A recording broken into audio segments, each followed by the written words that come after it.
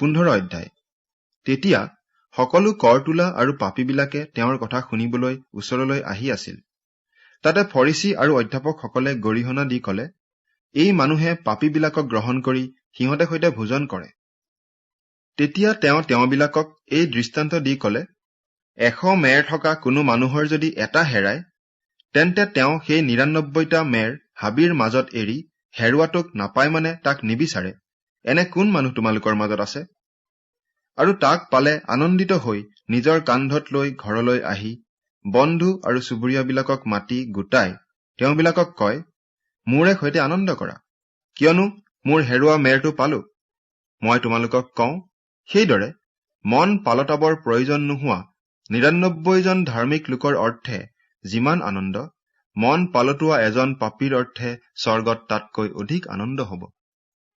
আৰু 10টা আধলিৰ এটা হেৰালে কোন তিৰোতা আছে যে চাকি লগাই ঘৰ সাৰি তাক নাপায় মানে ভালকৈ নিবিচাৰে?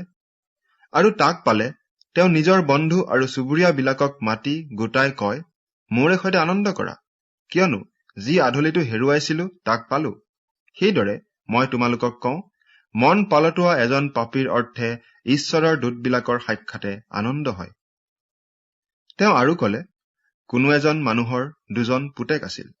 সিহঁতৰ সৰুটোৱে বাপেকক কলে, বোপাই, সম্পত্তিৰ যি ভাগ মুঠ পৰে তাক মোক দিয়ক। তাতে তেওঁ নিজৰ সম্পত্তি সিহঁতক ভগাই দিলে।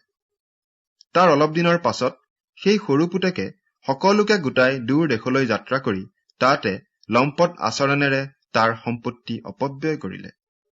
সি সকলো ব্যয় কৰিলত সেই দেশত বৰ আকাল হল।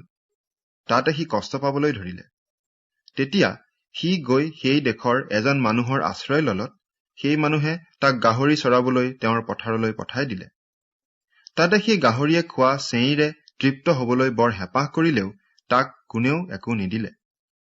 শেষত সি চেতন পাই কলে, মোৰ পিতৃৰ কত চাকৰে জোৰাকৈ আৰু তাতকৈও অধিক খোৱা বস্তু পাইছে, কিন্তু মই ইয়াত ভোকতে মৰিছো।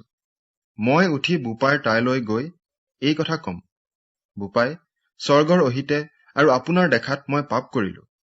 আপোনাৰ পুত্ৰ বুলি মতাৰ আৰু যোগ্য নহওঁ। মোক আপোনাৰ এটা চাকৰৰ নিচিনা কৰক। পাছে সি উঠি তাৰ বাপেকৰ ওচৰলৈ আহিল, কিন্তু সি দূৰৈত থাকোতেই তাৰ বাপেকে তাক দেখি মৰম লাগি লৰি গৈ তাৰ ডিঙিত ধৰি চুমা খালে। তেতিয়া পুতেকে তেওঁক কলে, বোপাই, স্বৰ্গৰ অহিতে আৰু আপোনাৰ দেখাত মই পাপ কৰিলো। আপোনাৰ পুত্ৰ বুলি মতাৰ আৰু যোগ্য নহওঁ।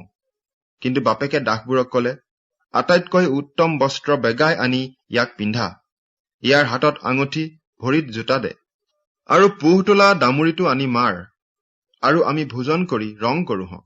কিয়নো এই মোৰ লৰা মৰা হৈও পুনৰাই জিলে, হেৰুৱা হৈও পোৱা হল। তাতে তেওঁলোকে ৰং কৰিবলৈ ধৰিলে। সেই সময়ত তেওঁৰ বৰ পুতেক পথাৰত আছিল।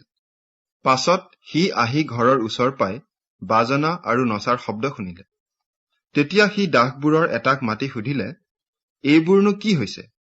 তাতে সি কলে, তোমাৰ ভায়েৰা আহিল, আৰু তোমাৰ পিতৃয়ে তেওঁক সুস্থ শৰীৰে পোৱা হেতুকে পোহ তোলা দামুৰিটো মাৰিলে।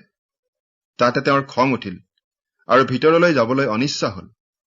কিন্তু তাৰ বাপেকে ওলাই গৈ তাক বিনয় কৰি বুজালে। তাতে সি বাপেকক উত্তৰ দি কলে, চাওক, মই ইমান বছৰ আপোনাৰ সেৱা কৰি কোনো কালে আপোনাৰ আজ্ঞা উলংঘন কৰা নাই। তথাপি মোৰ বন্ধুবিলাকৰ লগত ৰং কৰিবলৈ এটি ছাগলী পোৱালিও আপুনি কোনো কালে মোক দিয়া নাই। কিন্তু আপোনাৰ এই যি লৰাই বেশ্যাৰ লগত আপোনাৰ সম্পত্তি ভাঙি খাই পেলালে, সি আহিলতেই তাৰ নিমিত্তে আপুনি পোহ তোলা দামুৰিটো মাৰিলে। তেতিয়া তেওঁ তাক কলে, বোপা, তুমি মোৰ লগত সদায় আছা, আৰু মোৰ যি যি আছে সকলো তোমাৰেই। কিন্তু তোমাৰ এই ভায়েৰা মৰা হৈও আকৌ জিলে, হেৰুৱা হৈও পোৱা হল। এই কাৰণে আমি ৰং কৰা আৰু আনন্দিত হোৱা উচিত।